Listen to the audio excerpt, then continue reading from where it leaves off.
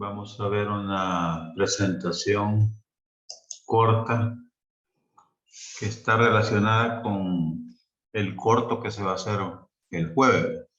La otra situación es que necesito que me comuniquen a qué horas quieren que abra el corto.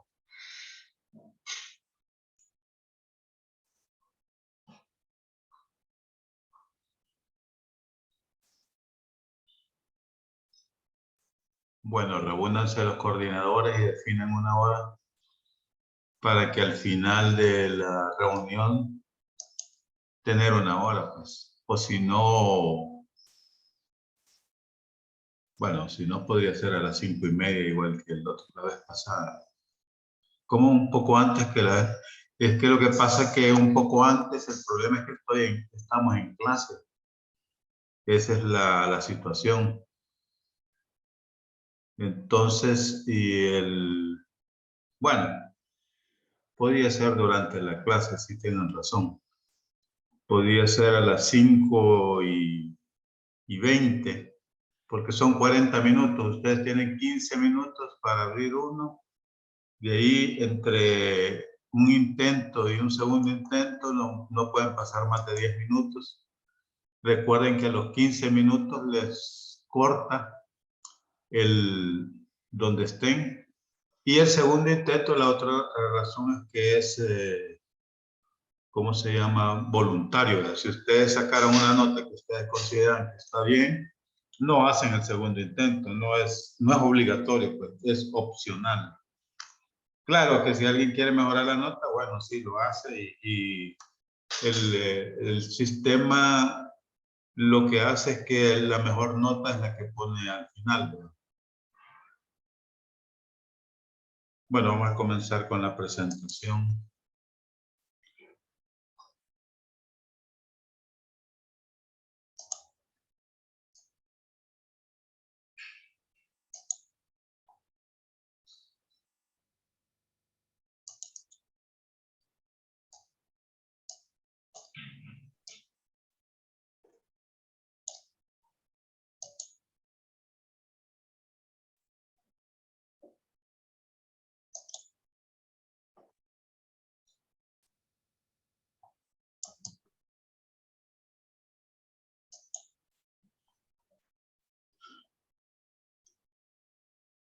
Vamos a ver lo que es unidad de análisis, población y muestra.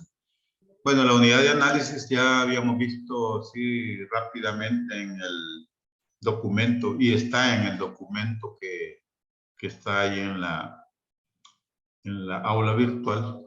Dice que nos indican quiénes van a ser medidos, es decir, los participantes o casos a quienes en última instancia vamos a aplicar el instrumento de medición. La unidad muestral se refiere, bueno, al racimo o a donde por medio del cual se logra el acceso a la unidad de análisis. La unidad de análisis es el elemento del que se obtiene la información fundamental para realizar la investigación. En este caso, en todas las investigaciones, bueno, casi en todas, por lo menos en 3 de que ustedes van a realizar, la unidad de análisis son estudiantes de X años, ¿verdad? Y solo en una son unos son estudiantes también, pero de una escuela. La unidad de análisis dice la entidad principal que se analiza en el estudio, o sea, sin unidad de análisis prácticamente no hay estudio. Por ejemplo, dice el indicador de analfabetismo, la unidad de análisis es la persona y luego lo demás es la variable, o sea, el analfabetismo y todo eso es la variable, ¿verdad? Ahí es la persona, ¿verdad? La unidad de análisis se refiere al qué o quién objeto de la investigación. Y aquí hay unos cuantos ejemplos. Por ejemplo, acá población de un lugar X, la muestra es el número de pobladores de ese lugar. La unidad de análisis es el poblador de ese distrito, ¿verdad? Del mismo, porque tiene que ser de ese distrito. Luego, pacientes de la consulta externa, la unidad de análisis el paciente de la consulta externa, ¿no? O sea, es bastante sencillo, pero hay veces que veo que se confunden, o sea, tienen que tener Quiero ver, permítanme. Vaya, están. Ya admití a los que faltaban.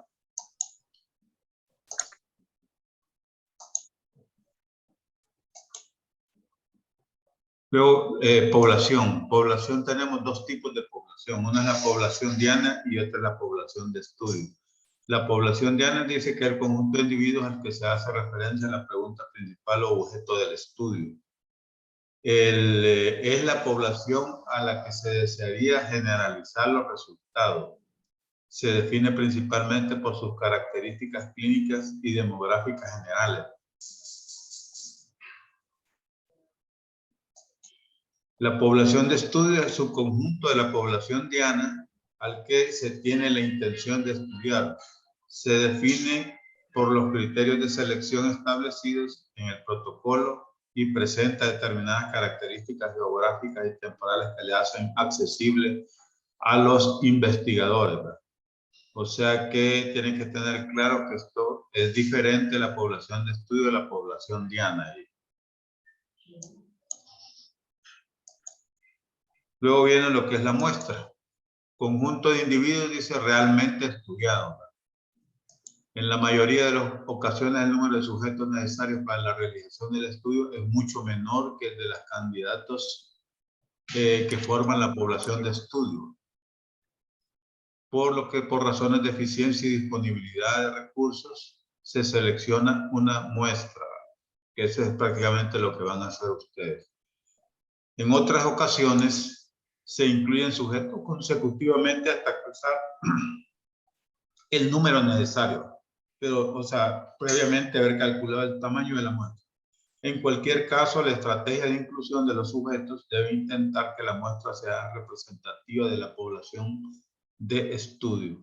¿Y cómo se logra que la muestra sea representativa de la población de estudio? Es a través de la técnica de muestreo probabilístico, que lo vamos a ver más adelante.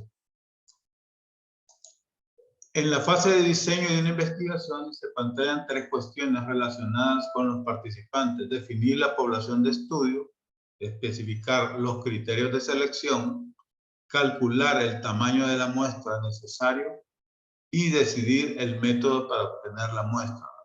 O sea, primero definimos la población de estudio. ¿Y cómo la definimos? A través de unos criterios de selección. Luego calculamos el tamaño de la muestra. Y luego obtenemos la muestra a través de técnicas de muestreo que pueden ser probabilísticas o no probabilísticas. La formulación del objetivo lleva implícito una definición genérica de la población que se desea estudiar, pero en la redacción del anteproyecto es necesario establecer con mayor precisión unos criterios de selección de los sujetos que se van a incluir en el estudio. Los estudios de investigación clínica se pueden clasificar en encuestas, experimentos, estudios observacionales, etc. Deben planificarse cuidadosamente para lograr el objetivo de estudio. El primer paso es definir el problema y debe de ser operativo. El segundo paso es definir las unidades experimentales u observacionales y los sujetos y controles apropiados. Se deben definir los criterios de inclusión y exclusión, los cuales deben cuidar todas las posibles variables que puedan influir en las observaciones y las unidades que se miden. El diseño del estudio debe ser claro. Con base a estos factores, el estudio debe tener un tamaño de muestra adecuado en relación con los objetivos y las posibles variabilidades del estudio. La muestra debe ser lo suficientemente grande como para que el efecto de la magnitud esperada de importancia científica sea también estadísticamente significativo. Al mismo tiempo, es importante que la muestra del estudio no sea demasiado grande, cuando un efecto de poca importancia científica sea estadísticamente detectable. Un estudio de tamaños insuficientes puede ser una pérdida de recursos, ya que puede no producir resultados útiles, mientras que un estudio de tamaño excesivo utiliza demasiados recursos. O sea que las dos situaciones son ni muchos ni muy pocos tampoco. En los dos hay desperdicio de recursos. Por lo tanto, dice, un paso fundamental en el diseño y la investigación clínica es el cálculo de la potencia y el tamaño de la muestra. La potencia es la probabilidad de rechazar correctamente la hipótesis nula de que las estimaciones de la muestra, por ejemplo, media y proporción y otras, no difieren estadísticamente entre los grupos de estudio de la población subyacente.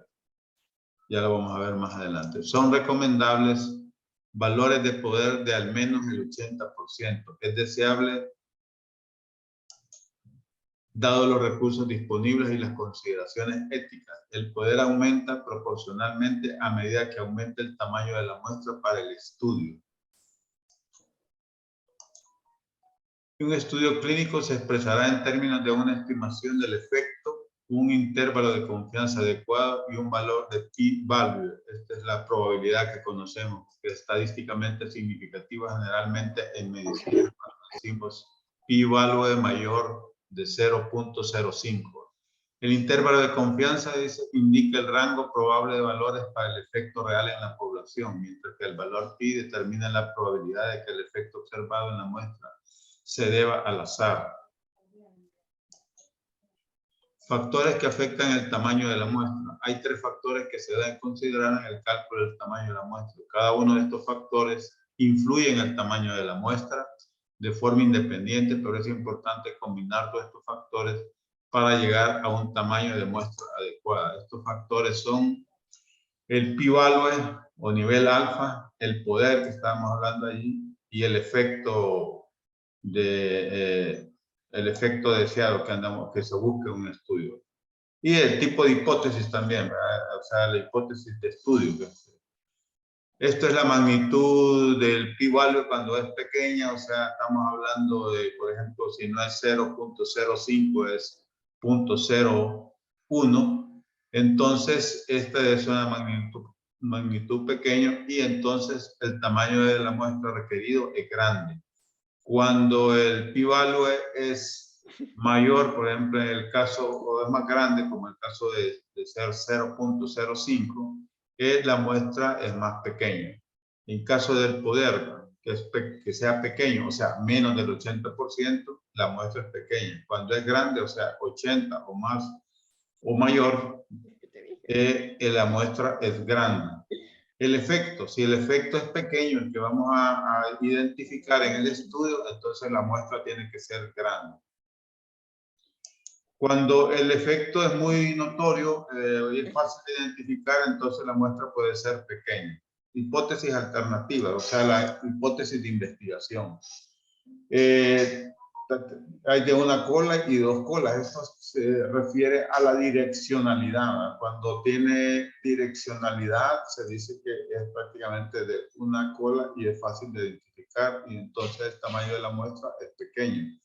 Si es de 2 colas, o sea, que es la que no tiene direccionalidad, es un criterio más general, pero acá el tamaño de la muestra es más grande. Luego tenemos una tabla de valores que solo es para que lo vean, donde están estos niveles alfa. Generalmente hablábamos del 0,5, que es el que utilizamos generalmente en salud, y en los estudios, en los ensayos clínicos podemos usar el 0,1 y hasta el 0,01. Y esto va relacionado con desviaciones estándar. Aquí está lo de una cola y aquí están los valores de 2 colas. Generalmente utilizamos, cuando es una cola, el Z-alfa es 1,64 y de 2 colas 1,96. Esto es nada más para que sepan que existe. Esto no se aprende, para eso están estas tablas. Pero tienen que saber que existen, porque en vez de las fórmulas aparece que hay que le piden unos valores, entonces tiene que tener una idea de que, por lo menos, a dónde ir a buscar. Y aquí está en base al poder, ¿verdad? Dice que el poder de un estudio para el cálculo de la muestra no debe ser inferior al 80%. Entonces estamos acá, perdón. O sea, tiene que ser a partir de aquí hasta acá. A partir de que es más grande, acuérdense, la muestra es mayor. No es recomendable un poder menor del 80%. Luego viene lo que es el poder y lo que son los errores. El poder o potencia del estudio, dice, representa la probabilidad de observar en la muestra una determinada diferencia o efecto, si existe en la población. Es el complementario del error tipo 2. O sea, y su fórmula es 1 menos beta. En un estudio de investigación, el error tipo 2, también llamado error tipo beta, es la probabilidad de que exista, beta es la probabilidad de que exista este error. Es lo que llamamos falso negativo también, el error tipo 2. Y se comete cuando el investigador no rechaza la hipótesis nula, siendo esta falsa, ¿verdad? Ese es el error tipo 2, ¿verdad? No rechazar la hipótesis nula cuando esta es falsa. El error tipo beta o el error tipo 2. De forma general y dependiendo de cada caso, se suele aceptar en un estudio que el valor del error beta esté entre el 5 y el 20%. Esto lo vamos a ver en una fórmula, pero esto guárdenselo porque esto sí. O sea, este error beta debe estar entre el 5 y el 20%.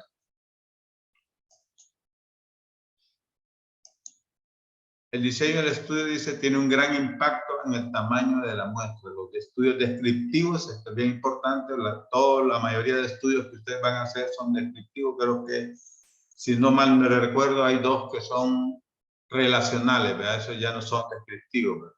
Necesitan, dice, cientos de sujetos para dar un intervalo de confianza aceptable para efectos pequeños. O sea que son los que tienen más cantidad, más grande la muestra para poder detectar efectos pequeños. El diseño de un estudio con hipótesis de una cola, o sea, el que es direccional, requiere un 20% menos de sujetos en comparación con los estudios de 2 colas. Cuando decimos que es de una cola, un ejemplo por ahí está, por ejemplo, hábitos alimenticios y rendimiento académico. Entonces, cuando es de una cola, cuando yo digo los hábitos alimenticios, mi hipótesis de investigación están relacionados con el rendimiento académico. Esa es una cola. Cuando es de 2 colas es cuando yo no digo que están, digo, los hábitos, por ejemplo, los hábitos alimenticios pueden o no estar relacionados con el rendimiento académico. Eso es 2 colas, ¿no? Porque ahí no hay una direccionalidad. Luego, bueno, un diseño de un estudio con hipótesis de una cola requiere un 20% menos de sujetos en comparación con los estudios de 2 colas. Los estudios aleatorios necesitan, esto es bien importante, los estudios aleatorios necesitan un 20% más de sujetos en comparación con los estudios aleatorios para acomodar los factores de confusión. Bueno, no es esta parte, pero ya vamos a ver. Se requiere un 10 o 20% adicional de sujetos para permitir el ajuste de otros factores como retiros, datos faltantes. Generalmente lo que sucede en el estudio, como lo que ustedes van a realizar, es que se dan los datos faltantes. Por eso es que nosotros necesitamos tener este 10 o 20% adicional de sujetos por aquellos que, digamos, un dato no lo dieron bien y no podemos llegar a volverlo a pedir. Entonces se hace ese cálculo, ese 10 a 20% adicional. Luego dice, los métodos estadísticos se apropian del tamaño de la muestra en función de cuál de estas medidas de resultado es crítica para el estudio. Por ejemplo, se requiere un tamaño de muestra más grande para evaluar la variable categórica. O sea, el caso, por ejemplo, hábitos alimenticios es una variable categórica. El caso del estrés es una variable categórica. El caso del rendimiento académico no es una variable categórica. La podemos categorizar, sí, pero toda variable que tenga numeración es categórica. En comparación, dice, con la variable de resultado continuo, como es el peso, la talla, todas esas son variables continuas. El nivel alfa. El nivel alfa utilizado para determinar el tamaño de la muestra en la mayoría de los estudios de investigación académica es entre 0.05 o 0,01. Cuanto más bajo sea el nivel alfa, mayor será el tamaño de la muestra. Se relaciona con el nivel de significancia estadística, el p-value. En un estudio de investigación, el error tipo 1, también denominado error tipo alfa, o falso positivo, es el error que se comete cuando el investigador rechaza la hipótesis nula, el supuesto inicial siendo esta verdadera en la población. O sea, aquí es que el investigador rechaza la hipótesis nula siendo verdadera. Por eso es un falso positivo. En el error tipo beta, el investigador no rechaza la hipótesis nula siendo falsa, siendo no verdadera.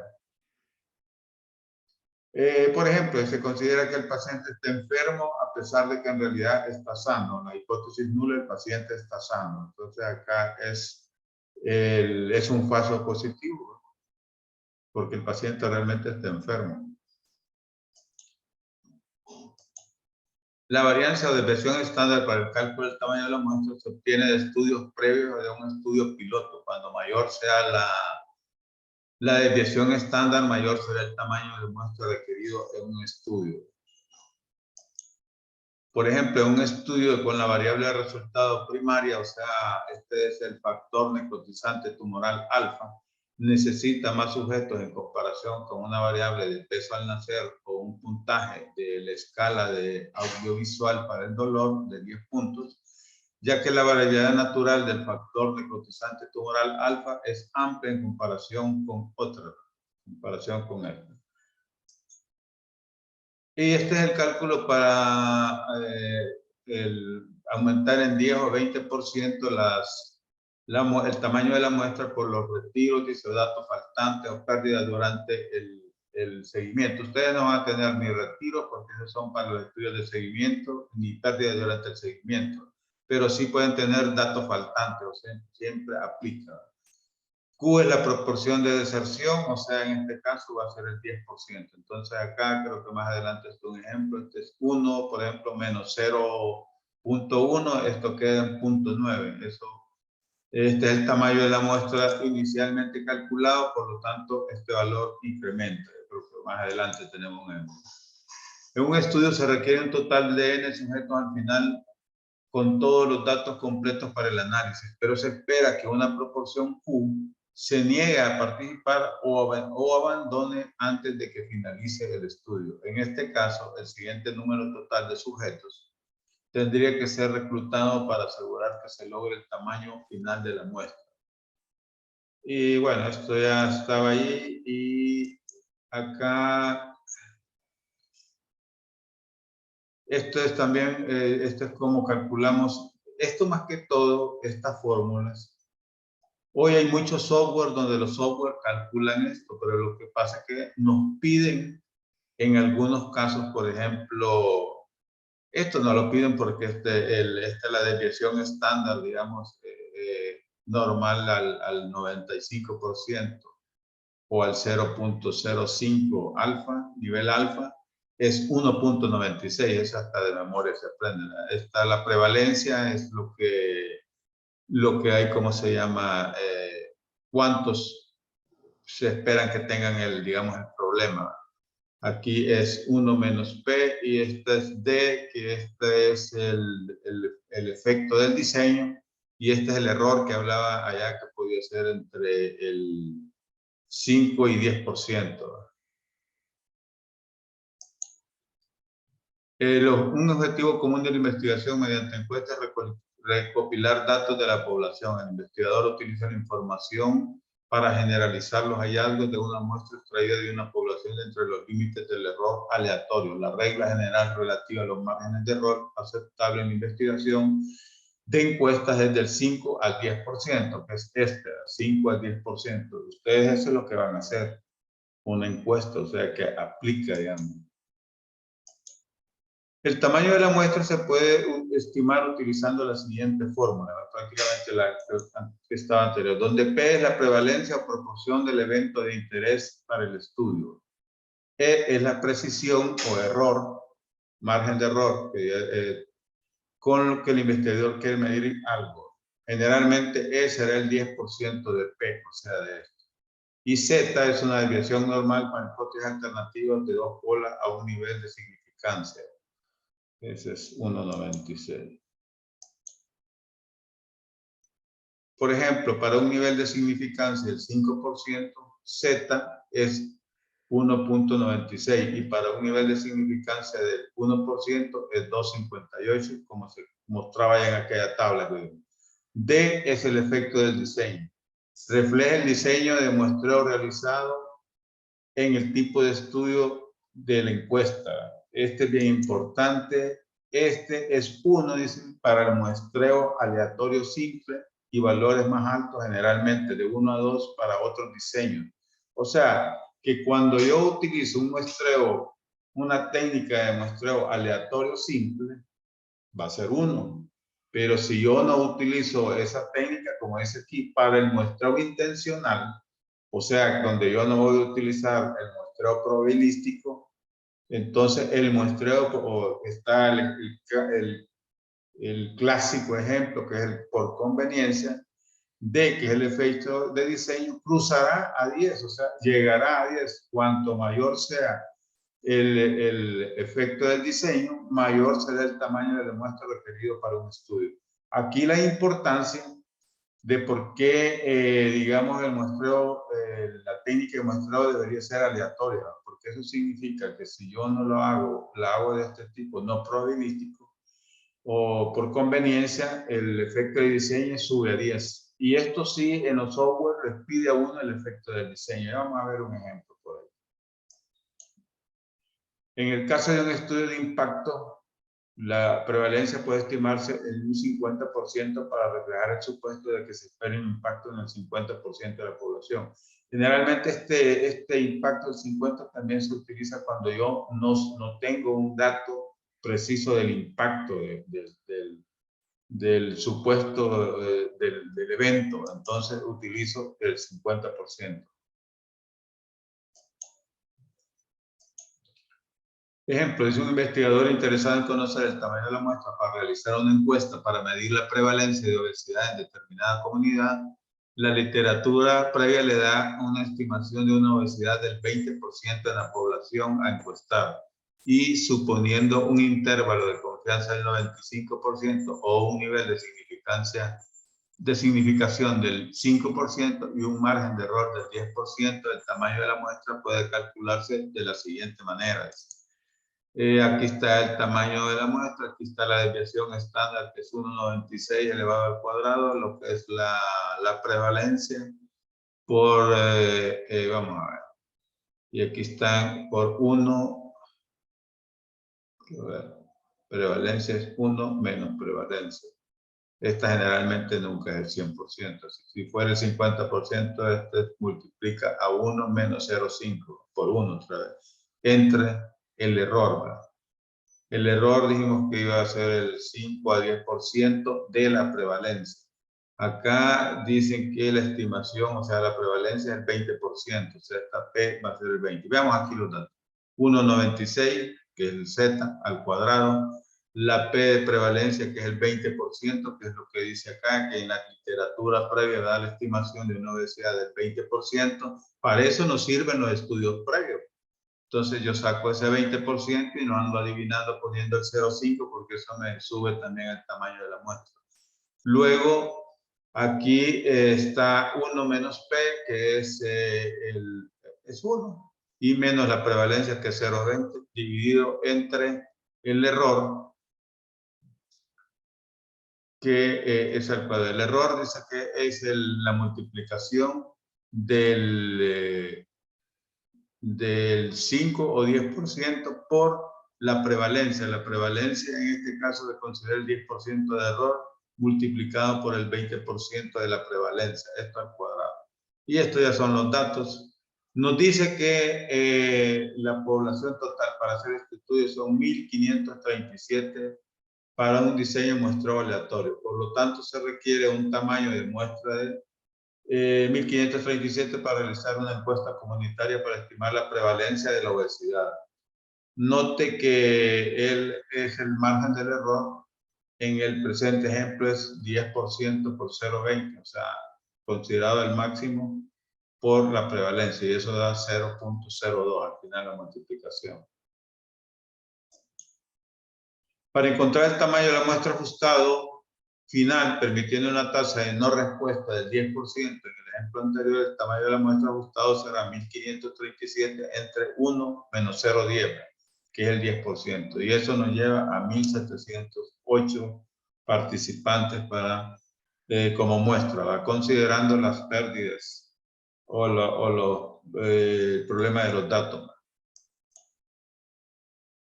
Esto es para lo que van,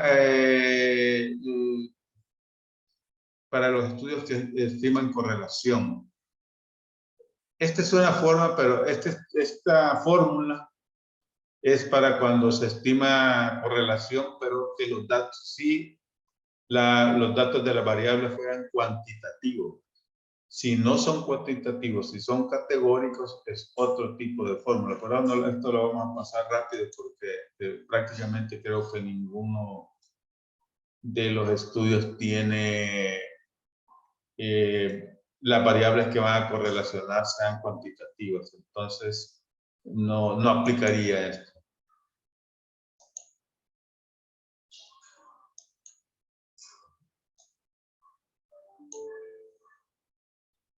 Y luego vamos a ver los criterios de selección.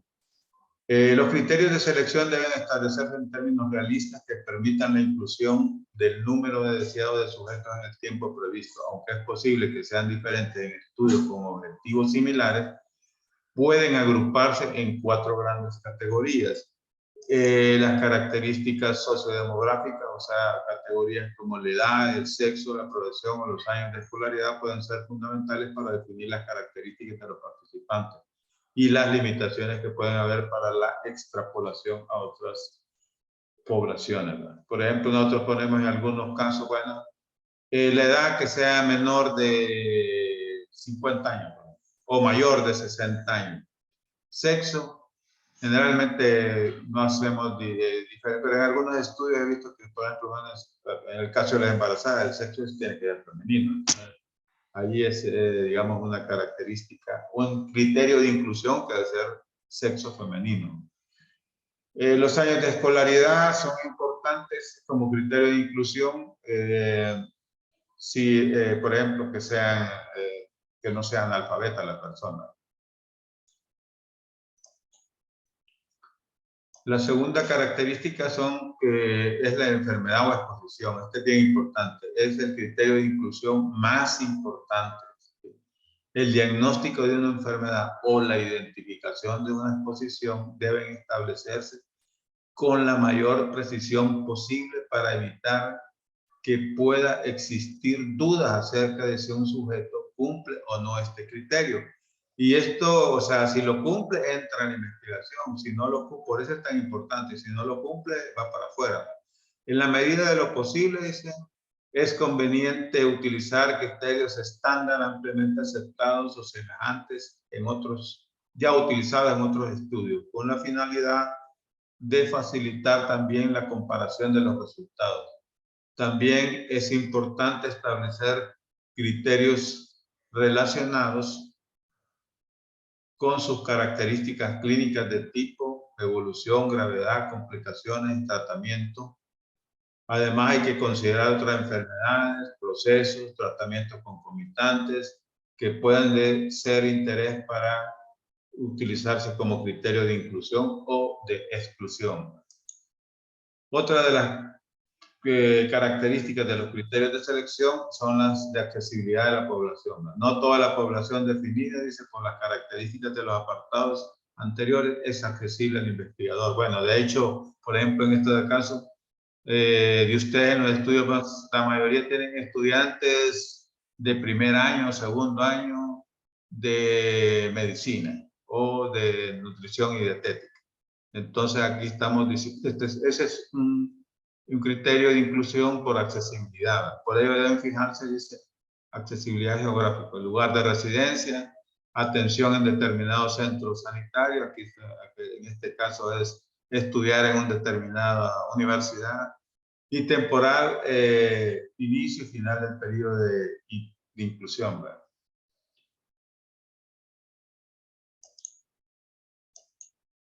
Otras características en determinadas situaciones, la existencia de embarazo o lactancia o de alcoholismo u otras drogodependencias o incluso la participación del paciente en otros estudios pueden aconsejar su exclusión, ¿verdad? Sí, por ejemplo, en el caso, por ejemplo, de los que están estudiando estrés, los estudiantes que estuvieran embarazadas generalmente se excluyen porque ya están sometidas a un estrés mayor por el mismo efecto hormonal. Es el mismo caso de los que van a ver, digamos, solo estrés en el caso de estudiantes que tienen, además de estudiar, trabajan, ¿no? Porque tienen un agregado más que les agrega el estrés y eso los hace que nos, o sea, digamos, su participación puede alterar realmente los resultados del estudio. Es por eso que los excluimos. Los criterios de inclusión y exclusión son las normas para decidir a quién se le permite entrar a una investigación. Las normas son diferentes para cada estudio. Estos criterios también se utilizan para proteger a las personas que participan en un ensayo clínico. Acuérdense que en el ensayo clínico hay intervención en la variable independiente. Los criterios de inclusión son todas las características que debe tener el sujeto de estudio para considerar su inclusión en la investigación. Se fijan las características que hacen que una unidad sea parte de la población.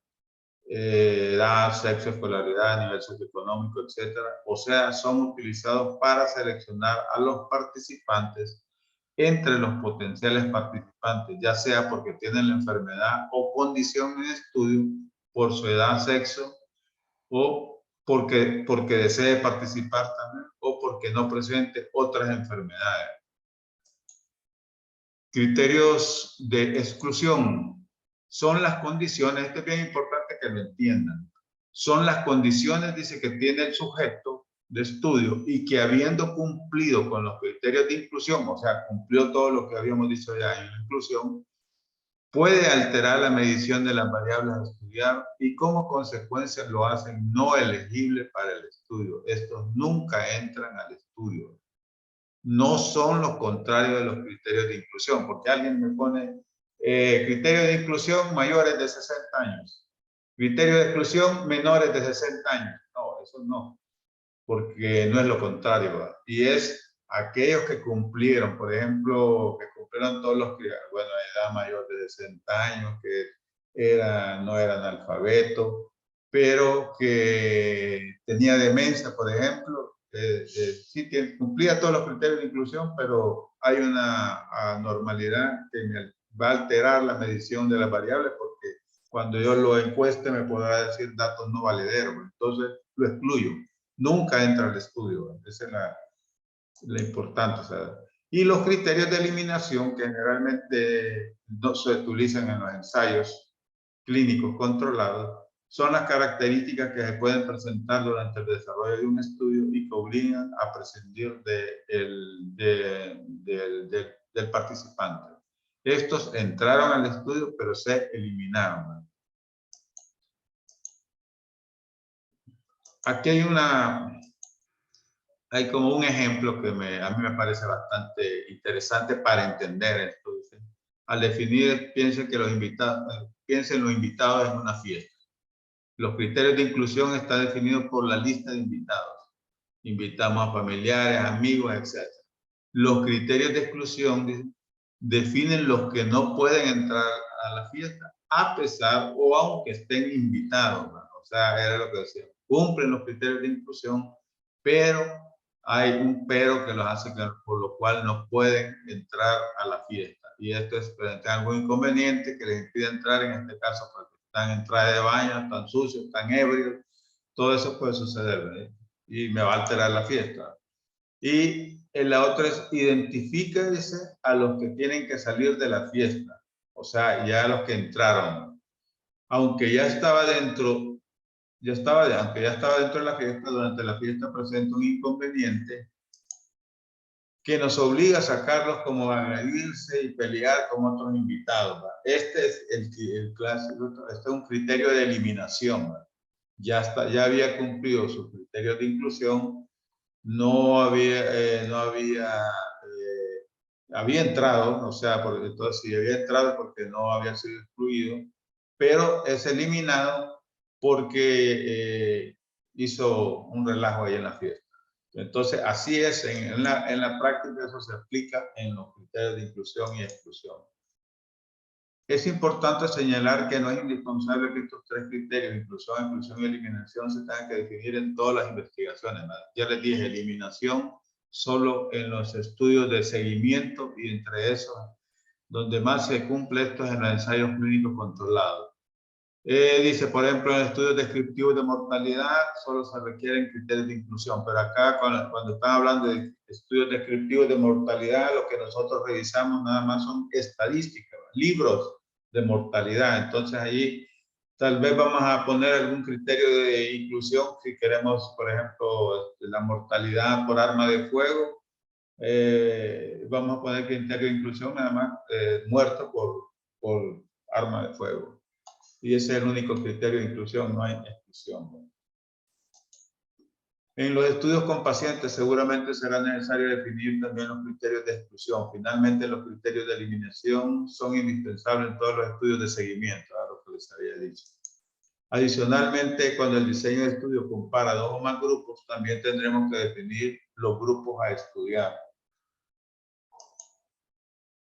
Técnicas de muestreo. La unidad de muestreo, dice, son los elementos sobre los que se aplicará la técnica de selección. Pueden ser personas, centros de salud o escuelas. Por ejemplo, las unidades de muestreo no tienen que coincidir necesariamente con la unidad de análisis. Un estudio para conocer la prevalencia de hipertensión arterial en la población escolar, las unidades de muestreo fueron las escuelas, pero se analiza la presión arterial en cada uno de los alumnos, que son las unidades de análisis. La unidad de muestreo es la escuela, pero la unidad de análisis sigue siendo el sujeto de donde yo obtengo la información. Entonces, eso es la unidad de análisis. El primer paso para planificar un muestreo suele ser la definición del marco muestral, que es esencialmente una lista para la identificación de todos los participantes y de las unidades de muestreo sobre las que se aplicará el proceso de selección. O sea, por ejemplo, tenemos el siguiente paso es decidir cómo seleccionar la muestra. En líneas generales, las técnicas de muestreo pueden clasificarse en probabilísticas y no probabilísticas. Las probabilísticas se definen porque el proceso de selección tiene, cada uno de los participantes tiene una probabilidad distinta a 0 de ser incluido en la muestra. El uso de pruebas estadísticas dice requiere que la muestra analizada sea aleatoria.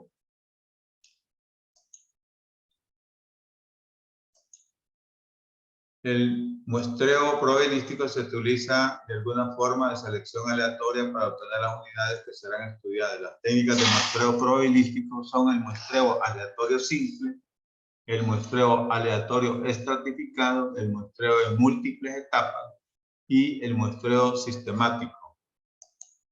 El muestreo no probabilístico se desconoce la probabilidad que posee cada unidad de ser incluida en la muestra y la selección se realiza mediante métodos en los que no interviene el azar.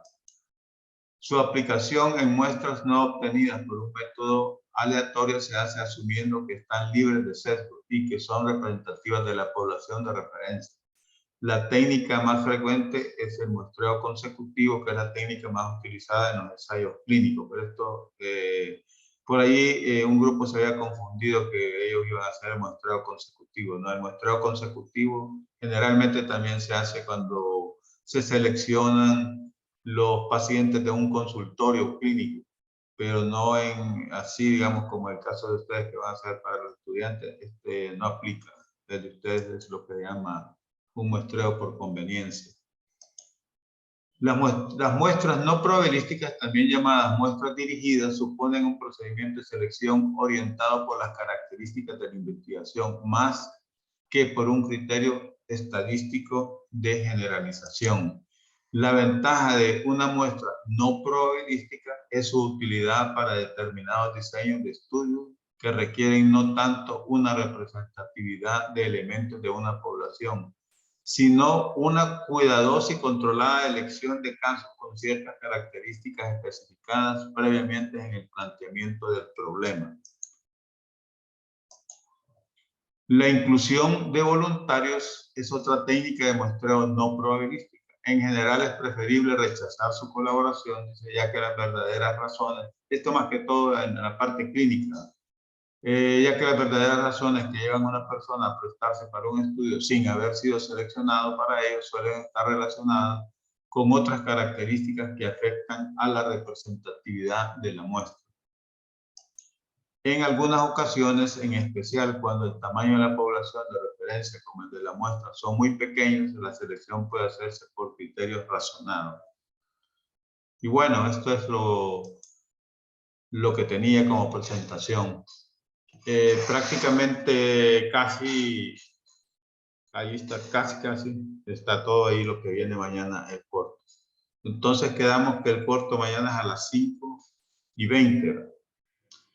Bueno, la otra es que ahorita ustedes quiero ver qué es lo que han avanzado con respecto a la tarea 10, porque esa la tienen que entregar el jueves a las 12 de la noche. Hay un grupo que quiere presentar su avance.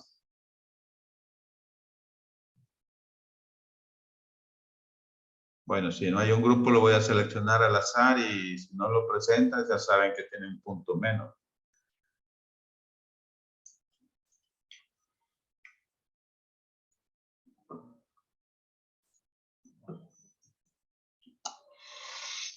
Doctora, a nosotros nos gustaría que nos revisara lo que tenemos. Perfecto, Javi, Diana.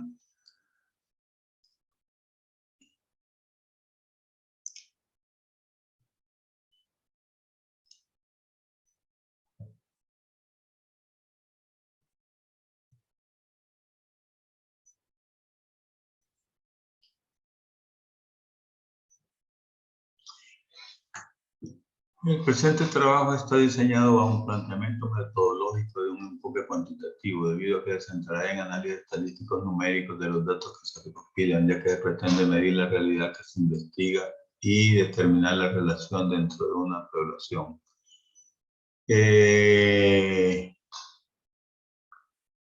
No sé por qué han puesto y determinar la relación.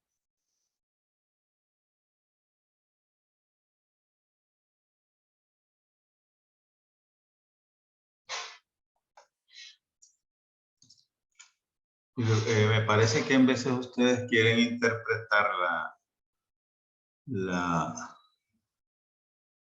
lo que está, digamos, que se ha puesto ahí, pero cuando lo hacen, pierden en sí pierde el sentido de lo que es, ¿verdad? Porque el enfoque realmente cuantitativo es nada más que se basa en que se hace una medición numérica y análisis estadístico. O sea, eso es ¿por qué es cuantitativo? Es porque hay una recolección de datos.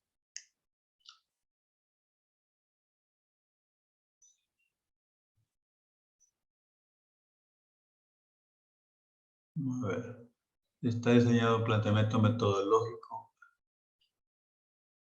de un enfoque cuantitativo, que se centrará en un análisis estadístico. Análisis estadístico numérico, o sea, ahí hay otra cuestión, ¿verdad? Todos los análisis estadísticos numéricos. O sea, eso no. De los datos que se recopilan, ahí ya estamos. De los datos que se recopilan, ahí estamos. Ya estamos diciendo de que no estamos diciendo que se recopilan, que son los datos van a ser una medición numérica, pero ya se entiende porque cuando yo voy a hacer un análisis estadístico es que van a haber datos numéricos. Ahí estamos bien. Se realizará un estudio tipo observacional, ya que no habrá una intervención directa del investigador sobre la variable independiente y se limitará a observar las respuestas de los encuestados. Perfecto. Transversal.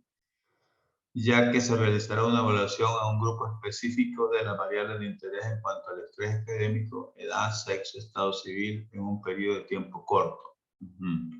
Descriptivo, porque se hará un análisis en un grupo determinado de personas y en ello se evaluarán las dos variables de interés. ¿Cuáles son las dos variables de interés? Porque allá arriba me he puesto más variables, ¿verdad? Entonces,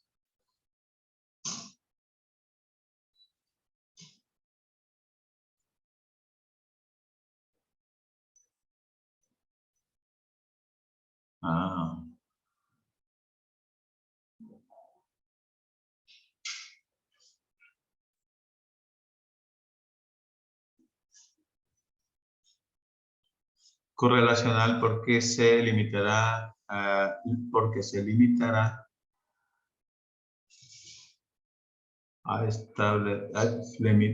limitará la relación estadística. ¿Cómo es eso?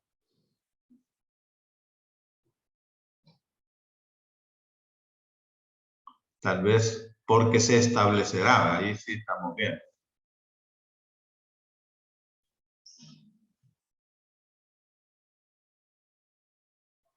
Establecerá la relación estadística entre dos variables sin influencia de sentido de causalidad en ninguna variable. Y ahí estamos bien.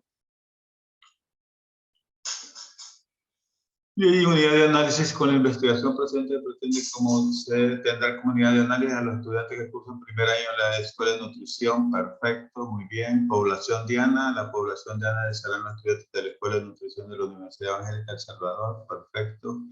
Población de estudio serán los estudiantes de primer año en nutrición en la universidad que cumplan los criterios de selección. Perfecto. Sigamos. Criterios de inclusión.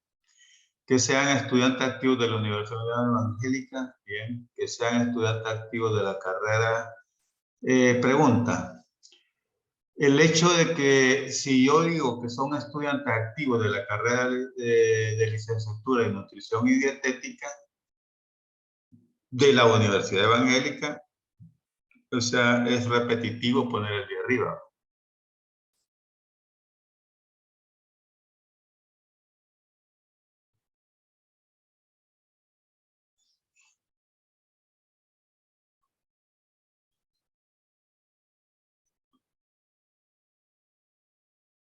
Exacto. Que sean estudiantes cursando el primer año de la carrera de nutrición de dietética. Ahí está. Estudiantes que estén de acuerdo en participar en la investigación. Estudiantes con afecciones psicológicas diagnosticadas, ¿sí? Y con trastornos alimenticios diagnosticados. Está bien. Tamaño de la muestra, vamos a lo bueno. El total de la muestra se obtuvo utilizando como población a 60 estudiantes que cursan primer año de la Escuela de Nutrición en la Universidad Evangélica de El Salvador, a través del software OpenEpi versión 3 con intervalo de confianza del 95%, obteniendo como resultado 53 participantes. Viene mi pregunta. ¿Ustedes cómo van a seleccionar el tamaño de la muestra? No, perdón, ¿cómo van a seleccionar la técnica de muestreo? ¿Qué van a utilizar? ¿Cuál va a ser?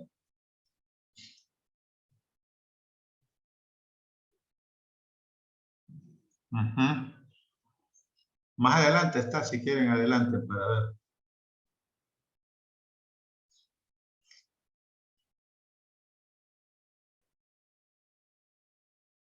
Ajá, aquí está. Vamos a ver. El presente estudio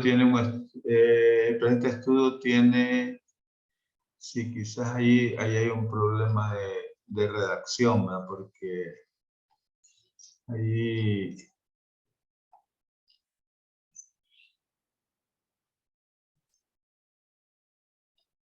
está no está muy claro lo que es la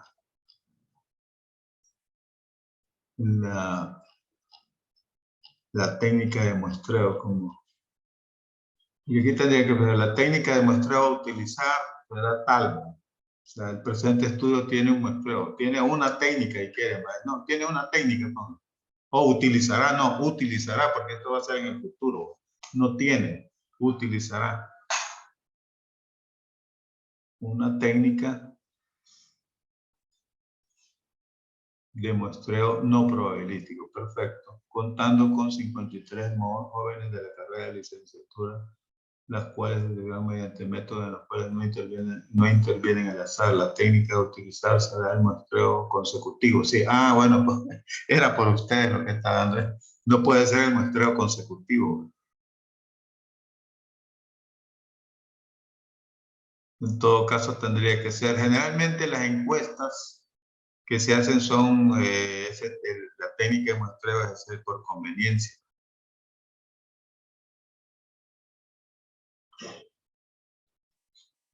Y entonces van a tener que cambiar, van a tener que buscar por conveniencia y poner por qué es por conveniencia. Por conveniencia debido a, y ahí explican debido a puntos cabal. Exacto. Ahí viene mi pregunta. Regresémonos ahora al tamaño de la muestra. Se recuerdan que en la presentación decía que el efecto del diseño cuando se utilizan técnicas de muestreo aleatorias es 1. E incluso hablaba del muestreo aleatorio simple específicamente. Y cuando y también específicamente decía que cuando se utilizan técnicas de muestreo por conveniencia, el efecto del diseño para la encuesta del grupo es de 10. Entonces, no sé si tienen acceso ustedes al OpenEPI ahí, o ustedes se salen y les muestro yo qué pasaría qué pasa con el tamaño de la muestra. Quiero ver si lo tengo abierto yo. Sí, aquí lo tengo abierto. Vaya, vamos a ver, vamos a entrar nosotros.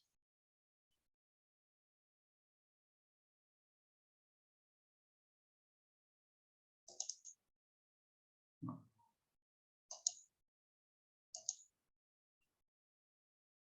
¿Están viendo el cuadro? Sí. Ya. Aquí vamos a ver. ¿Qué pasa con esto?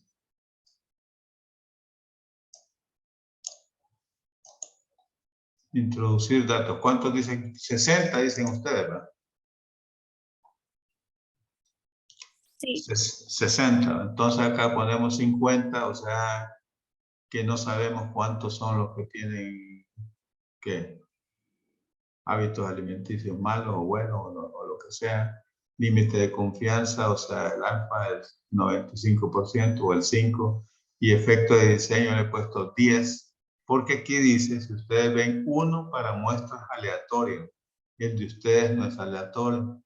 Entonces acá le pongo calcular y me dice que para un intervalo de confianza ustedes tienen que sacar 521 estudiantes para hacer el estudio. Ajá. Esa es la diferencia de hacerlo aleatorio o hacerlo probabilístico o hacerlo no probabilístico. Entonces ya vieron cuál es la situación. Lo que pasa es que ustedes dejan, como está OpenEPI, dice que el efecto de diseño es 1, pero allí vieron que queda claro que si el muestreo es aleatorio. Entonces viene la pregunta, ustedes, si no lo van a hacer aleatorio, tendrían que hacer 521 entrevistas, que no existen ahí quizás ni en toda la, ¿cómo se llama?, carrera de nutrición. Entonces, ¿qué opción les queda?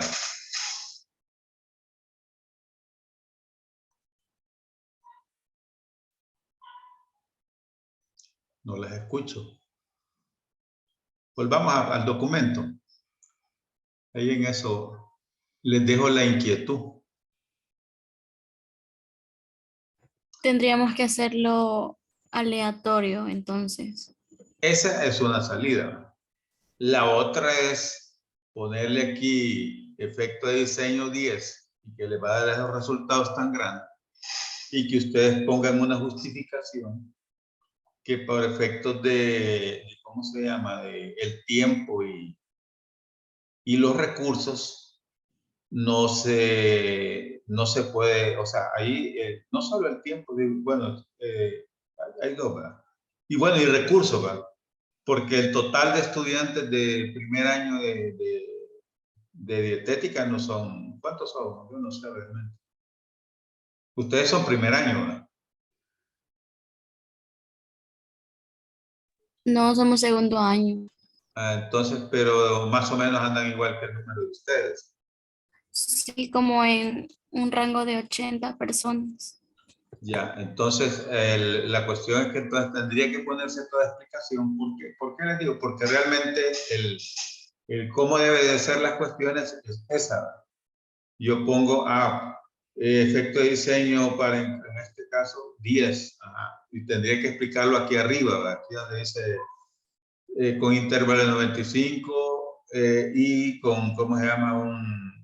Un efecto de diseño de 10 por ser un muestreo no aleatorio. Entonces, ahí estoy diciendo yo, entonces iba a poner la cantidad, entonces después tendría que poner yo, en base a que en los estudiantes de primer año solamente son 80, por ejemplo, son alrededor de 80. O sea, por efectos de recursos y también de tiempo, no podríamos tener una muestra de esta magnitud. Por lo cual, nosotros,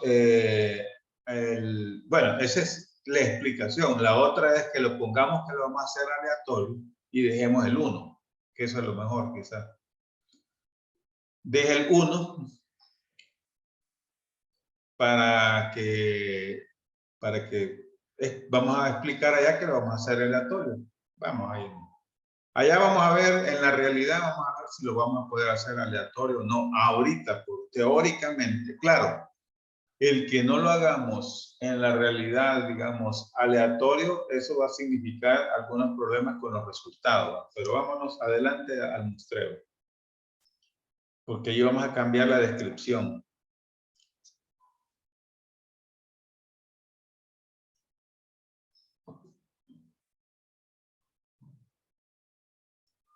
El presente estudio utilizará una técnica de muestreo probabilístico.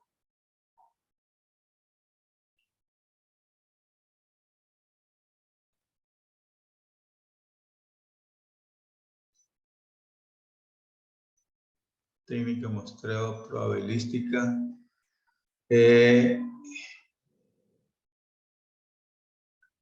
Elaborando un marco muestral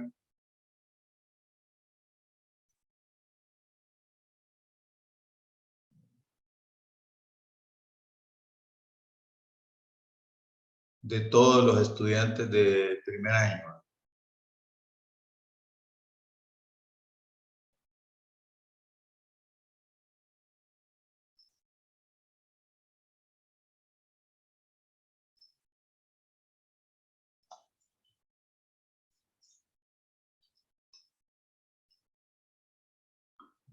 De primer año.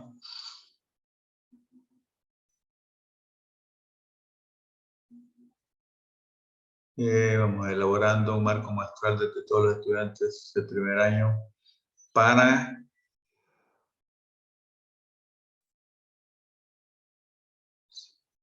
seleccionar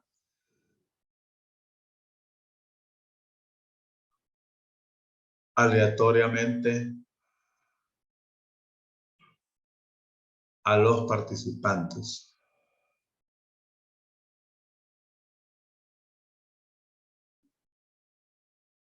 Nada más. No vamos a decir más. Bueno, aleatoriamente, nada más. Después de aleatoriamente, a través del, ¿cómo se llama? De un muestreo simple para seleccionar aleatoriamente a través de un muestreo simple a los participantes.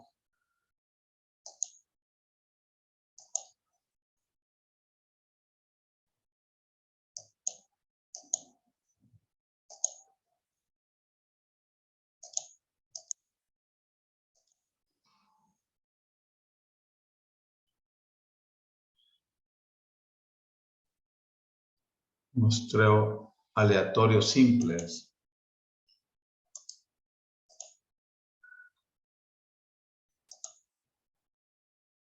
Vamos a ver. Elaborando un marco muestral de todos los participantes del primer año para seleccionar a través de un muestreo aleatorio simple, pongamos, para seleccionar a través de un muestreo aleatorio simple. De un muestreo aleatorio simple. Ajá, ahí está. A los participantes. Ahí está. Ahí está. Ahí no nos estamos quemando. Ya como ya está ¿cómo se llama? Ya está el tamaño de la muestra. Aquí nada más estamos diciendo cómo los vamos a seleccionar, cómo vamos a utilizar las técnicas. Vamos a elaborar un marco muestral, que es un listado de todos los estudiantes, y luego es el listado que va del 1 al 80, por ejemplo. Yo después voy a generar números aleatorios. En el caso voy a seleccionar, si van a ser 53, voy a seleccionar quiero ver, 27, que son los que voy a sacar, y me voy a quedar con los 53. Es la forma como lo hacer, pero no se pone acá.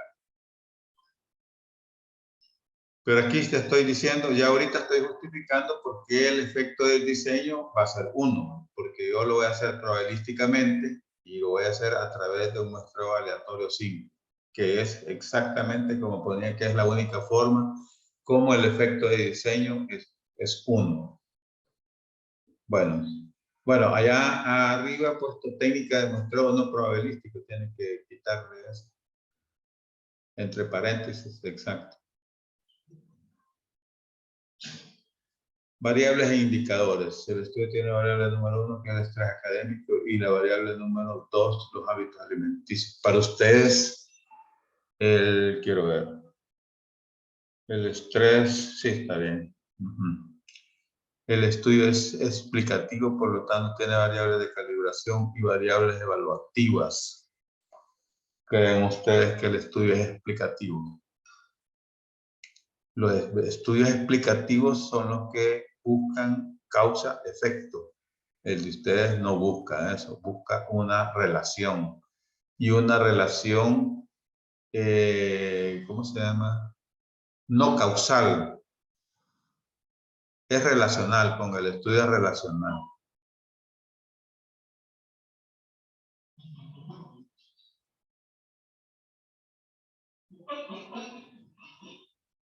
Vamos a ver, vamos a dejar. El estudio es relacional, por lo tanto,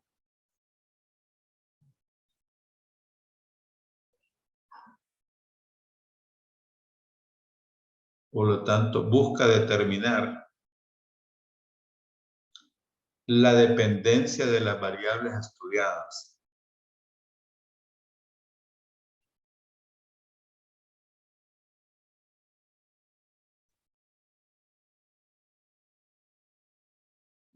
Perfecto.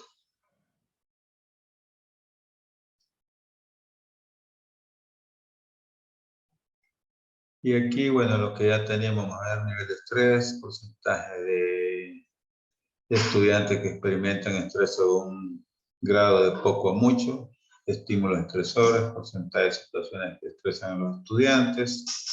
Fíjense que al final, ustedes realmente lo que van a utilizar es nada más este nivel de estrés. O sea, para hacer no, esto lo vamos a utilizar porque tienen otros objetivos específicos. Para hacer la relación, nada más esta variable a nivel de estrés académico es la que van a utilizar. Pero bueno, démosle, sigamos viendo. Síntomas, está bien. Síntomas y ¿qué más? Hasta ahí han llegado. Yo quizás le recomendaría, van a sacar el sitio, bueno, saquen.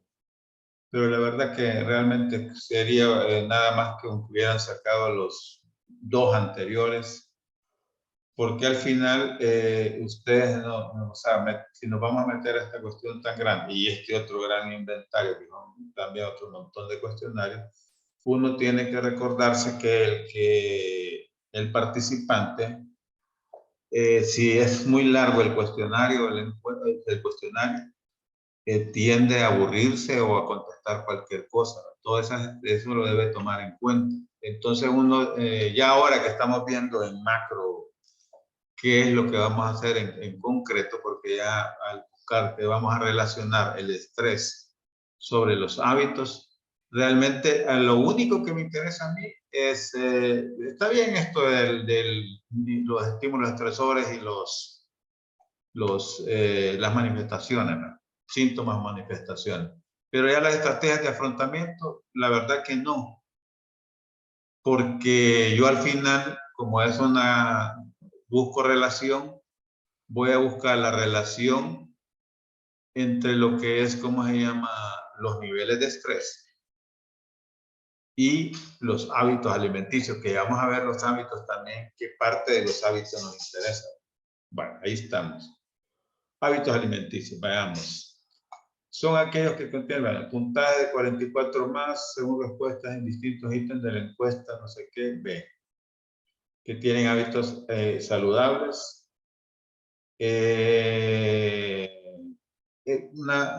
O sea, esta pregunta, o por este indicador, porcentaje de estudiantes que tienen hábitos saludables, me va a decir estudiantes con hábitos saludables y estudiantes con hábitos no saludables. Pregunta.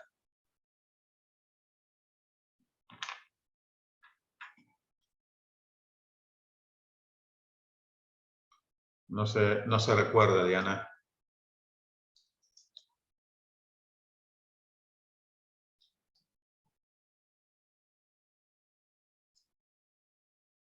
¿Me puede repetir la pregunta? Es que la pregunta es porque como yo tengo como indicador porcentaje de estudiantes que tienen hábitos alimenticios saludables. O sea, bueno, en defecto, o sea, si estos son el 20%, el 80% son los que tienen hábitos no saludables, ¿verdad? Estaríamos así. Voy a poder tener esa respuesta, sí, la voy a poder tener. ¿Y por qué le pregunto esto? Porque realmente esta parte es también con la que vamos a hacer la relación entre los niveles de estrés y entre los hábitos saludables. Consumo de frutas, porcentaje de consumo de frutas. Quiero ver, lo que pasa es que la prueba, por ejemplo, no puede ser tan extensiva, digamos, entre los que consumen frutas y no. Bueno, vamos a ver, dejémoslo así, digamos. Después vamos a ver ya en la cruda realidad. Porcentaje de consumo de verdura, veamos, está bien. Porcentaje de estudiantes con hábitos alimenticios no saludables. Esto está... quiero ver, vamos a ver. Este es hábitos alimenticios. Aquí hábitos alimenticios saludables, hábitos alimenticios no saludables. Bueno, está bien. Porcentaje de consumo de alimentos altos en calorías o azúcares. Ajá. Veamos, sí, está bien cómo lo han separado. Veamos. Sigamos. Y vamos a las técnicas. Entonces, vamos a ver en las técnicas.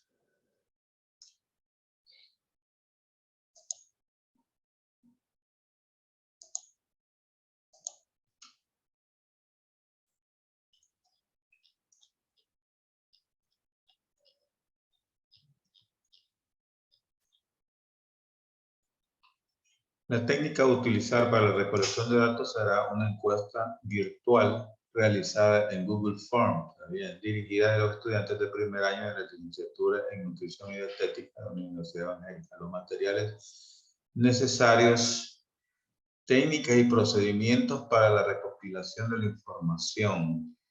Entonces acá prácticamente lo que ustedes tienen que poner es nada más hasta acá, ¿verdad? Los materiales necesarios son... bueno, pero tiene razón porque aquí dice materiales, ¿no? Entonces está bien, dejémoslo así. Los materiales necesarios son computadora, celular, tablet o iPad e internet, tanto para los encuestadores como la población encuestada. Vamos a ver, procedimiento a utilizar. Se solicitará a la directora de la escuela el permiso debido para encuestar a los alumnos de primer año. Crear el formato online de la encuesta, perfecto. Se preguntará y se solicitará el apoyo de la directora de nutrición para compartir el link de la encuesta a los alumnos a participar por medio de los coordinadores de las secciones. Muy bien. Todos aquellos estudiantes que cumplan con los criterios de inclusión se invitarán a participar en la investigación. Se solicitará el consentimiento informado a cada uno de los estudiantes y si se acepta podrá realizar la encuesta. Recolectar la información, se procederá a analizar los resultados que demuestre el formulario de Google. Está bien, está bien. Luego, instrumentos de registro y medición.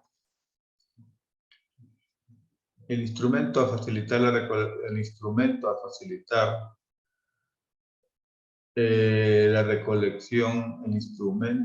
a facilitar o para facilitar. No, es para facilitar la recolección. Para. La recolección, registro y medición a utilizar el Google Form. Encuesta virtual que se hará llegar mediante la directora de la Escuela de Nutrición y Dietética a los coordinadores de las secciones y en la cual se emplearán preguntas genéricas en las que se usará el inventario Cisco con su escala tipo Likert y la encuesta AFHCB en la que presentarán ítems que reflejan los principales estresores de acuerdo a sus hábitos alimenticios. Ya me quedé con una duda. Esta encuesta que es de los hábitos alimenticios, ¿qué tiene que ver con los principales estresores de acuerdo a sus hábitos alimenticios? O sea, por aquí van a recoger ustedes los hábitos alimenticios. O sea, no tiene, o sea, el Cisco es para la cuestión del estrés y los hábitos alimenticios para esta AFHC para lo que es los hábitos alimenticios. Entonces acá no tiene que ver con nada lo de los estresores, ¿no? En las que se presentarán ítems que reflejan sus hábitos alimenticios.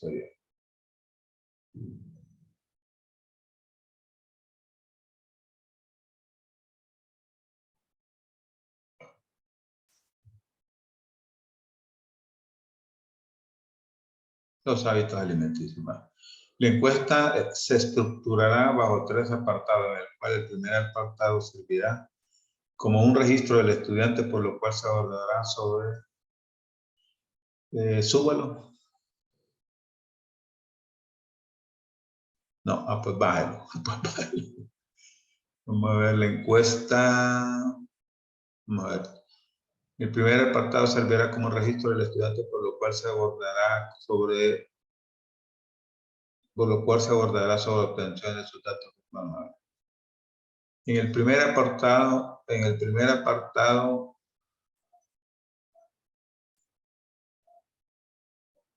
ahí hay que poner que se va, en el primer apartado se registrarán que edad, sexo, o sea, hay que poner que va a registrar, porque aquí hay que detallar un poco.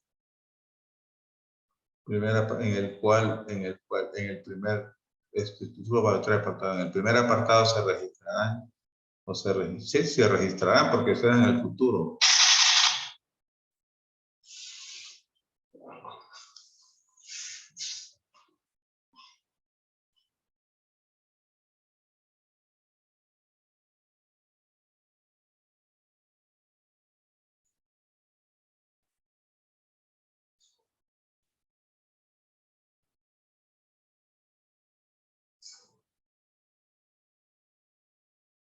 Sobre los 2 datos van a preguntar ustedes.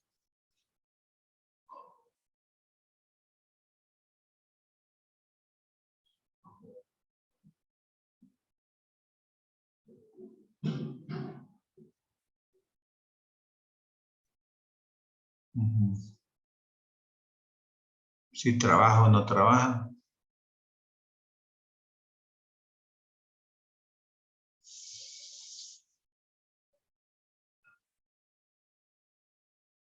Ocupación, pongo. Y estado civil. Ahí estamos bien. En el primer apartado, sí, quite el cual.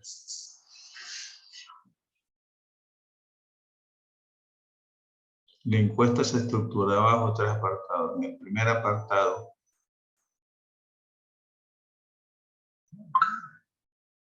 no, ese de ahí quita.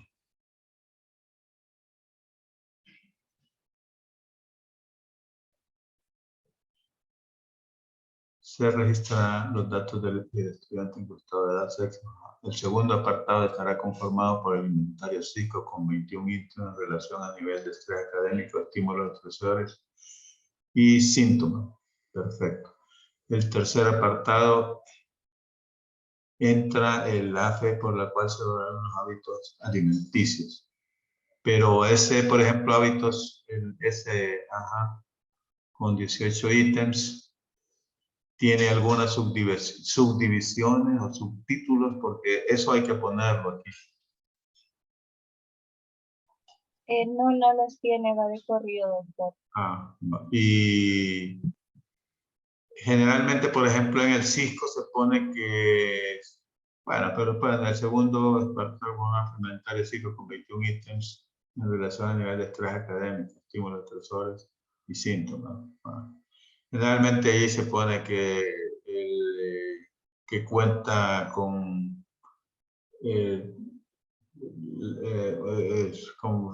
respuestas de opción múltiple tipo Likert, ¿verdad? Pero bueno, eso lo pueden agregar, pero pueden dejarlo así. Veamos. O sea, aquí el tercer, solo tiene 18 ítems. Entonces dejémoslo así.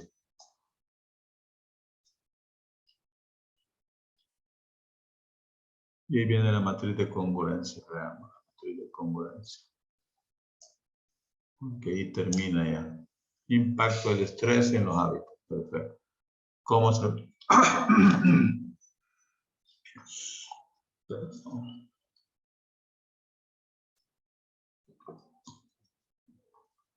¿Cómo se relaciona el estrés académico y los hábitos alimenticios en los estudiantes de nutrición en primera parte? Determinar la relación. Objetivo específico, identificar. Bájale entonces. Vamos a ver. Identificar los niveles de estrés. Estrés académico, concepto tal, operacionalización, indicadores de estrés académico y su impacto. No, aquí es identificar los niveles de estrés. El indicador, ustedes ya lo pusieron, ¿verdad? Porcentaje es igual, ¿verdad?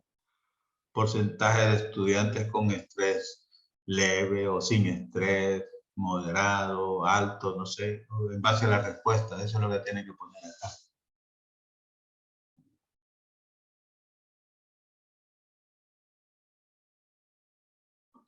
Ese sería el indicador, porcentaje de estudiantes con estrés bajo, medio, alto, eso de acuerdo a la respuesta que hay, entonces eso es lo que tienen que poner ahí. Que experimentan estrés a un grado, poco a mucho, perfecto, ahí estamos. Pregunta, ¿se pone inquieto o nervioso? Uno, nunca. ¿Alguna vez? 2, 3, bastantes veces, casi siempre. A menudo sienten angustia, desesperación. O sea, a ustedes, la pregunta realmente que les va a contestar eso es esta segunda. A menudo siente angustia, desesperación, esta. Porque esa primera es como la puerta de entrada para el inventario Cisco. Si no siente nerviosismo, ya no continúa. Encuesta, instrumento, cuestionario. Va, veamos. Se supone que, bueno, aquí está bien, está bien, está bien. Establecer tipos de hábitos alimenticios de los estudiantes. Bueno, aquí hay que separar esto porque aquí es una sola melcocha esto. Hábitos alimenticios es la variable, perfecto. Se puede definir como hábito alimenticio el conjunto de conducta, bueno, esto está incompleto. Será utilizado un cuestionario tipo AFH 5 ítems para poder evaluar los hábitos alimenticios considerando la frecuencia del consumo de los alimentos y bueno, lo otro. Tienen que hacer la letra más pequeña quizás para que les pueda... se acepta que sea hasta tipo en número 8, Arial 8. Bueno, y también por donde están trabajando es el problema, que ese tiene Google Doc, tiene el problema. Consume a diario 3 comunas, consume a diario, esas son las preguntas. Generalmente, para no poner la pregunta, uno, ¿qué es lo que hace? Pone ítem, o sea, bueno, y que les va a tocar hacer más adelante. Uno hace la codificación. ¿Y qué es la codificación? Yo le pongo a cada pregunta un número. Entonces yo ya cuando, en lugar de poner las preguntas acá, solo pongo ítem 2, 3, 4, 5, 6, 7. Porque después, como al final va a ir el cuestionario, entonces ahí uno lo verifica para no estar poniendo todas las preguntas porque son una gran cantidad de preguntas. Y luego viene relacionar el estrés académico con los hábitos alimenticios. Ahí estamos en problemas. Ahí estamos en problemas. Vale. Deje de compartir, le voy a enseñar cómo es que hace esa tercera. Porque no es así. Eso es más complicado. Vamos a ver.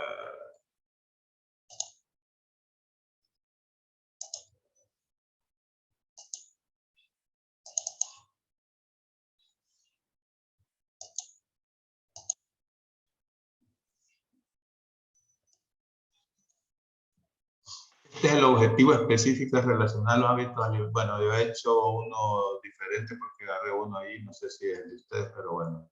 No es diferente. O sea, con los hábitos, el caso de ustedes sería relacionar el estrés, vamos a ponerlo.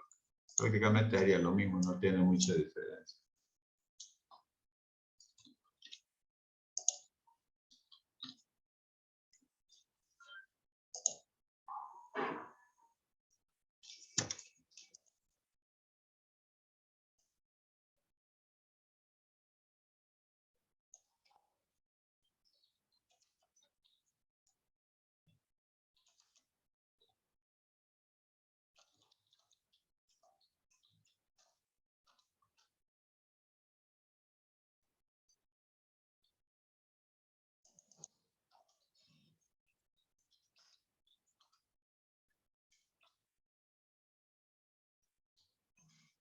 Ahí lo complementa, porque aquí es relacionar, vamos a ver, el nivel.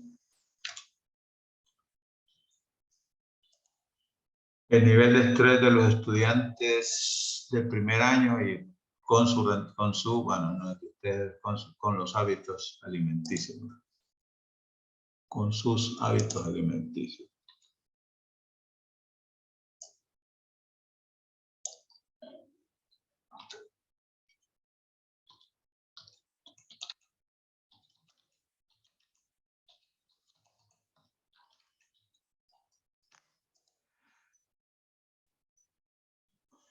Luego, la variable, ¿cuál es?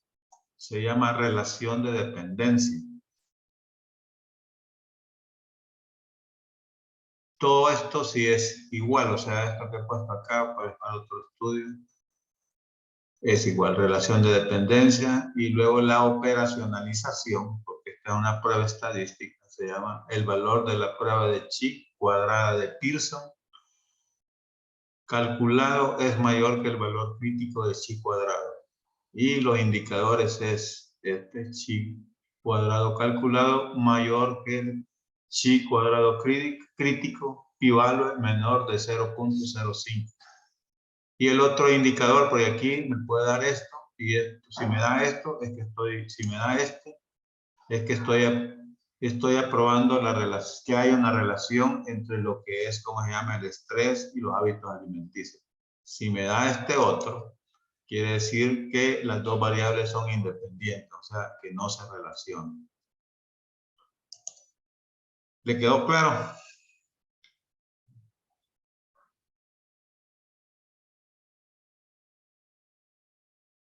Sí, doctor, gracias. Bueno, eso sería, bueno, ahí estaríamos terminando, ¿verdad? con el tema del también nosotros usamos software OpenMP, entonces quería saber si se puede poner como imagen el cuadro que nos da como resultado del software. Fíjense que una de las bases a esta pregunta que me hacen acá, de las observaciones que le hacen a uno cuando presenta un anteproyecto, es que no debe de poner imágenes. Entonces es mejor hacer el cuadro, no cuesta, el cuadro es bien sencillo.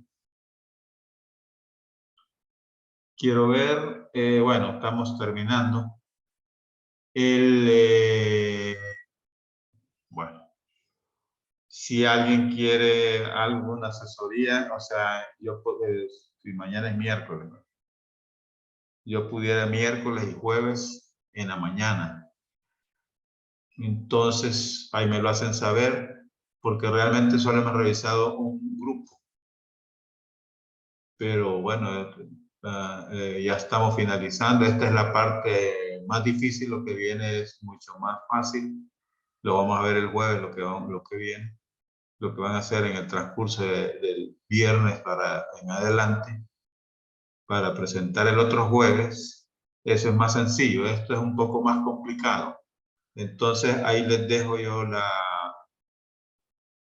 ahí la apertura. Diana, de usted del grupo 2 o 3.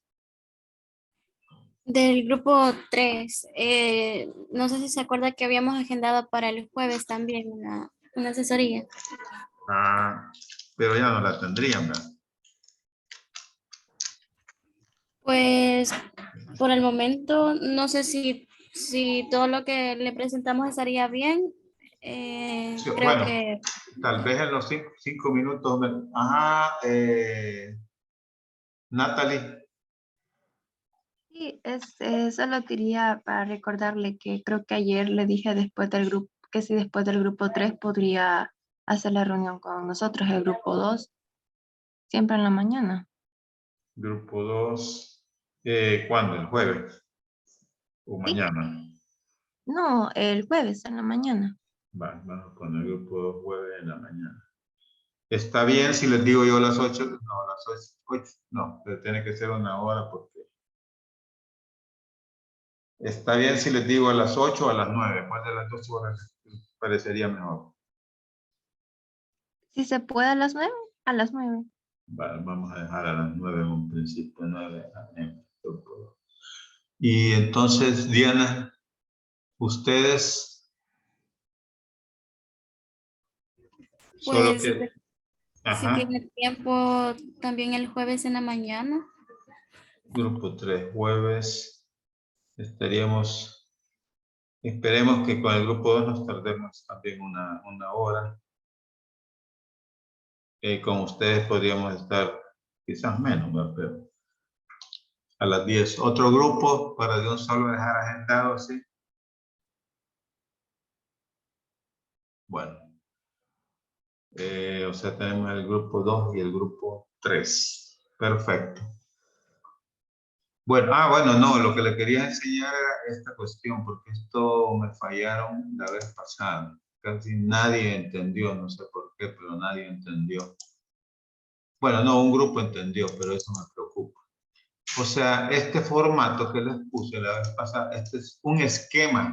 Claro, aquí venía un ejemplo de la introducción porque no la habíamos visto antes, entonces por eso les puse un ejemplo. Pero este es un esquema. Ustedes prácticamente nada más van rellenando acá. Título tal, autores tales. El mes sigue siendo vigente el mismo. El contenido tiene que ser igual a este, no es que van a inventar más. Solo lo que van a cambiar son las páginas. O sea, luego la introducción siempre comienza en el número 1.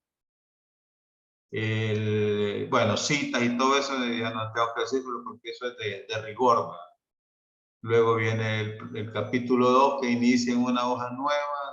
Después del literal la situación problemática, el planteamiento, después el enunciado, después aquí viene objetivo general, después de esto, objetivos específicos 1, 2 y 3, porque tienen que ir numerados, contexto de la investigación, después justificación, con todas las literales y numerales que hay, factibilidad del estudio, este es sumamente breve, fundamentación teórica, antecedentes, bases teóricas. Espero que todo esto que estoy poniendo aquí ya vaya corregido, porque les voy a decir, algunos dicen, por ahí uno se me quejó porque, bueno, es que usted nos dijo que estaba perfecto. Sí, estaba perfecto lo último que vimos, pero yo evalúo, digamos, ahorita vamos a ver lo que es todo lo que es la parte esta de capítulo 3, digamos, hasta la matriz de congruencia. Si eso está bien, tienen 5 puntos. Si todo esto está bien y corregido, pueden ganar los otros 5 puntos.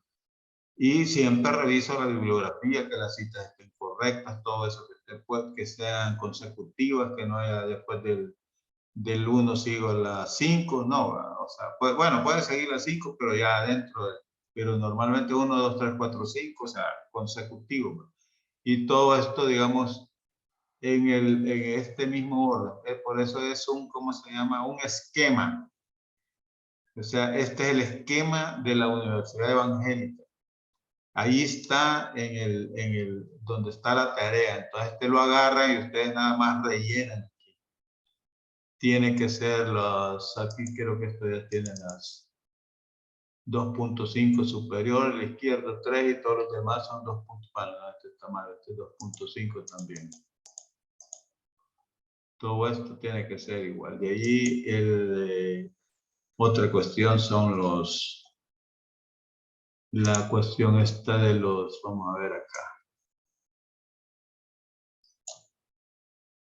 El interlineado 1.5.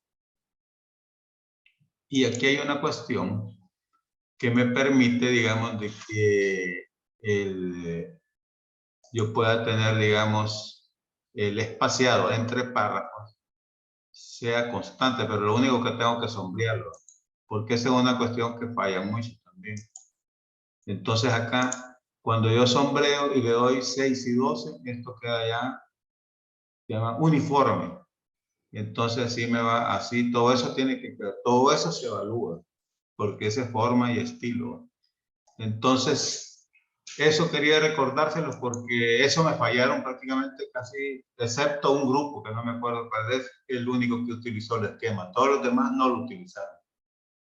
Bueno, entonces llegamos hasta acá, porque sé que tienen clases más a las 6, entonces llegamos hasta acá, nos vemos el jueves en la mañana con el grupo 2 a las 9 y el 3 a las 10. Todavía tengo apertura ahí si otro grupo quiere, porque acuérdense que estas tareas tienen un buen valor, o sea, tienen que sacar buena nota. Bueno, tengan buenas tardes, muchachos y muchachas. Nos vemos el día jueves. Buenas tardes. Buenas tardes. Buenas tardes. Buenas tardes.